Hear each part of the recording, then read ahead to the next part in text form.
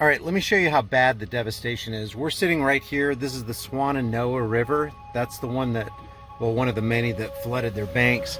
But we're up here. I don't know if you can see this. We're up here on this hill, which is like a 12, 15-foot embankment down there.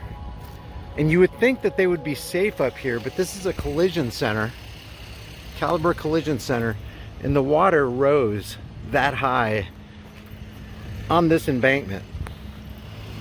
Looks like they've already started gutting this business right here.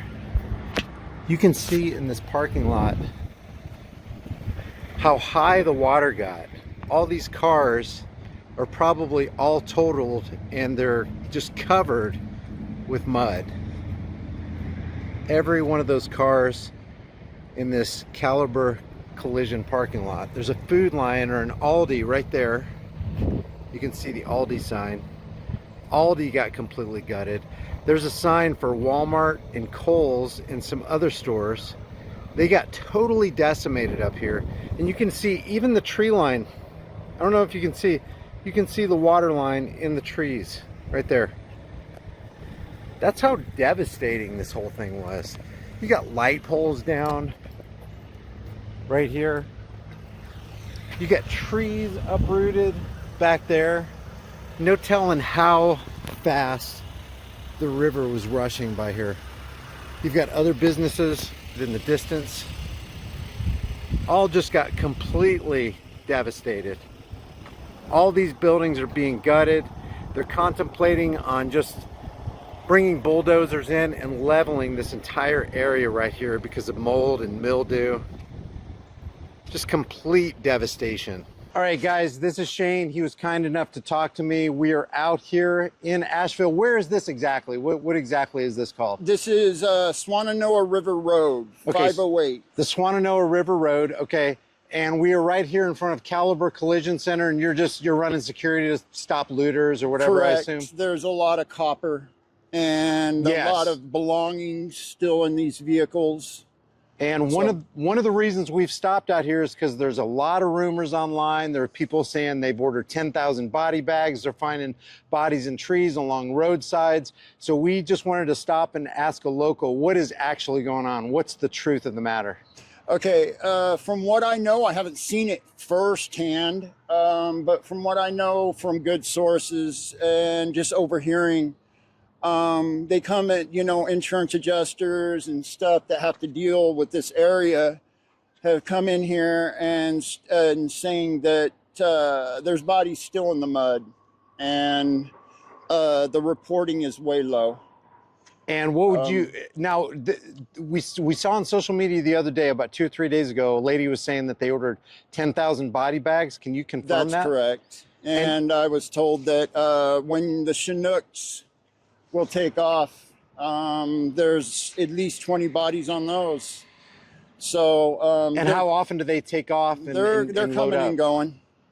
Daily? Yeah. Ever since the relief effort began? From this area ever since, but that stopped from this area. I haven't seen them, but maybe 2 or 3 more times, and they're flying over this way.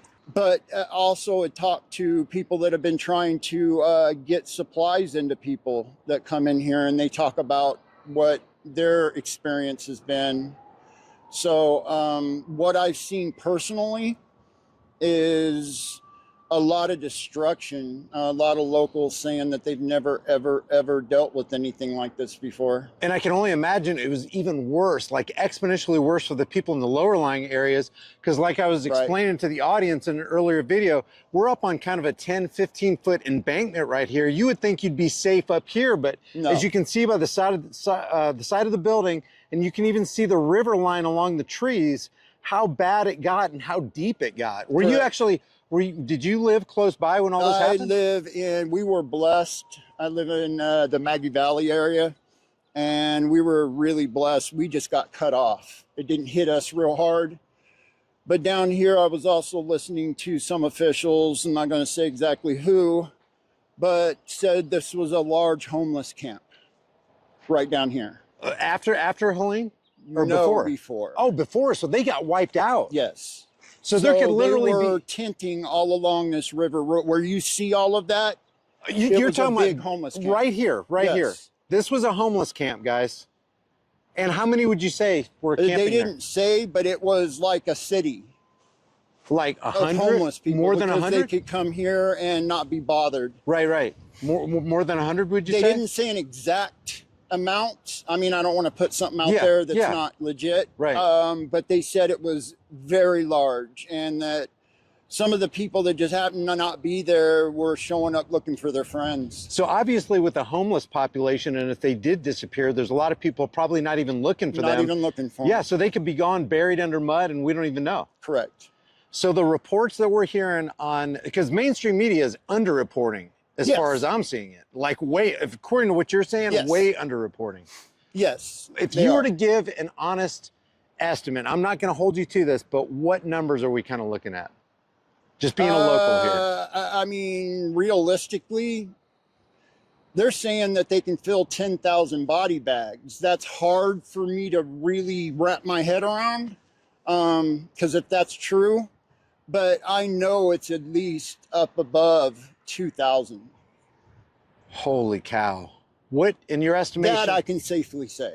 In your estimation around this area, what was the hardest hit area? Is it this area? Swannanoa area. Okay. Black Rock, from what I hear, Black Rock, I think they call it, was hit real bad. Evidently that mountain, part of the mountain or all the mountain is kind of sinking. Right. Yeah, because So- we came up this road right here and we saw parts of the road were just sunk in and gone. In Yeah, a lot of I-40 places. is in places, that's a major highway here. Right. In some places it's gone. And 40 was closed down for some time. Is it opened up now or what? No, there's areas that you can't get to Tennessee Okay. on the 40. All right. It's closed. So this Aldi and this Walmart right here and this Kohl's, are they pretty much, were they underwater? Yes, completely underwater. In fact, the crew that left here to wait to see what the insurance wants to do with this is now over there working. The insurance crew? No, the crew that works for, they hired, I don't know how that whole thing works, but the company that was here demolishing this, getting everything that had been soaked out, is now over there waiting for them to decide how much, if their insurance policy is even going to cover this, which I've been told it's not, but I don't know. But they're all over there because Walmart was underwater. And would you say, like, as far as the height of the building, did it go up 20? They said that it was close to 30 feet. Holy cow. In areas in here. So we're talking about total devastation. Yeah. Does anybody know if anybody was in that Walmart shopping while this all happened? I don't know. Okay, here's another report. Another report was there were a lot of people who didn't even get the warning before all this stuff happened. Because the electricity was out, the power was out, the internet was cut. Oh, well, yeah, everything went out real quickly. Right. And on top of it, the thing that I think caused most of the devastation is they weren't planned like Florida. That DeSantis, he's used to that. Yeah. He's on the ball.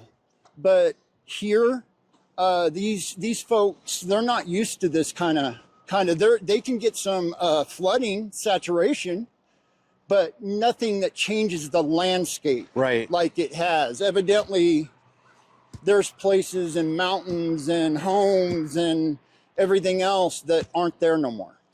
And plus, they're gone. Who's going to think that a hurricane that came off the Gulf Coast is going to make its way all the way to Asheville, North Carolina? You got to be kidding And what me. was unusual too, they said that it still had the eye, I think, when it hit here, which you're talking how many hundreds of miles inland? That doesn't happen normally. Is there anything else you can tell us? What is the most popular drop-off and pickup area around here, and where can people go for help that you know? Sir, I don't know I know that churches are the best place to go. Like before I'm working, me and my partner will go down and help at the closest church, which is actually my kids' elementary, but they're right next to each other. But I don't know the areas to go here in this area because I drive in here one way and I drive back out the same way. And that's all I know is the devastation that happened here in this area. Right. And I've been in that building and looked, and it was ceiling high. Yeah. And that's like, how high would you say that ceiling is? I would say a good 12 to 15 feet. Yeah. You talking about the ceiling inside? Yes, and then if you look over there, there's actually stumps and debris where the water just laid it on top of the roof. Oh, yeah. I'm looking at it. That's crazy. And you look at all these cars, they're they were underwater. Like, so these are the cars that were actually in this lot when all this happened? Some of them, yes. They've taken a lot of them out. But if you open a door, it comes out of the glove box. It's everywhere. Just water's everywhere. Everywhere. These cars are totaled. Yeah, and the insurance company has totaled them. And a lot of the damage you see isn't from driving. It's actually when it was washed away, they were hitting other debris. Gotcha. Okay. And stuff. So, and now, people still have their personal belongings. Yeah. In these cars. Yeah. So this area is rich in lithium. We know that. Yes. Other natural minerals. Yes. What are some of the conspiracy theories that you are hearing regarding this being a land grab? It's kind of funny that all the major areas that were hit were the areas where once the devastation happens, the government comes in, buys the land up because the people can't afford it because their insurance doesn't cover this type of damage, so they can buy the land on cents on the dollar. So is when that people are happening right now that from you know what of? I've heard, I haven't seen it but from what I've heard, yes. Okay. Now, one more thing about the relief. Now we know as we move away from like the hurricane, people start thinking, oh, everything's taken care of. Do these drop off and pickup places still need to be supplied? Yes, they need to be supplied maybe in a little bit different way because it's starting to get cold. Yes. And there's people that they don't have a house. Right. They don't have anything. So like this morning when I came in, it was 29 degrees. So these people that are out, so like blankets, quilts, blankets, jackets, stuff like that. And also I can tell you from what I've heard with all these people, like some of them are saying, most of them are saying you need to make sure that your supplies go to a church or the something purse. What was it? We heard the Cajun Navy. Cajun Navy? No, a Cajun Navy. I haven't heard on that one. It may be anywhere but FEMA, right? Correct. Yeah, you didn't say that. I said that. Anywhere. No, I'm agreeing as well. Okay. Yes, this supports my family. And there may be some backlash, but you know what? We need to start standing up and saying things. Amen. Or it's just going to get worse and worse. We've been asleep. Amen. And I mean, I'm a veteran. I served. And I was asleep. People really need help around here. They do. And America doesn't need to let off the gas on this. No. We need to keep giving. We need to be in tune with the fact that winter is coming. Yes. People are in dire straits now, but when winter comes, it's going to be a whole new level. It's going to be a whole different level. Yes. So it's they have nothing. They don't have water to drink. Yeah. So did they? Oh, that's another one I wanted to ask you. When do they plan on getting the water online? Because we're up and down the mountains, and they have potable and non-potable water stations. Right. I don't know. I do know that they're talking about, I heard on the radio, that's the only thing I know about this, is and it's about schools, even in this area, I think, that in order to open them, they're bringing in those trailers that have bathrooms. Right, yeah. Where kids can, and I guess they need over 900 of those units just to keep our schools where our kids can go to school. So that just tells you right there, they're projecting for it to be months. Well, to conclude this out, if you were going to speak to every American, what message do you want everybody to know about what kind of help you need out here, what Americans can do, what the best way they can use their resources to help people out here that are really hurting? My opinion is, like you said, keep it out of your supplies and stuff that you want to help people with. Keep it out of the reach of the deep state, the government, the deep government. They have their hands in it. Churches you can go to, Samaritan's Purse. That's what it's called. and they need warm stuff, blankets. They also need water. That'll never stop. Right. And thank goodness to Elon Musk for Starlink. Yeah. So people are starting to get more hooked up. But propane stoves. Propane. Yeah. Shoes. Okay. These people, you know, they don't have shoes for their kids. Shoes, wool socks. Wool socks. Yeah. Maybe long johns. Yeah, stuff like that. Yes. Okay, cool. And just pray. Yeah. Pray for the people in this area. Like I said, my family was blessed, but there are a lot of families that weren't. Yeah. And it's God's will. You got to pray about it. And the one thing that I can say is just wake up, see what's happening around you and how preventable it was. Yeah. And the slow reaction, it killed people. Well, brother, hey, I appreciate God bless you. Thank you so much. I really appreciate you.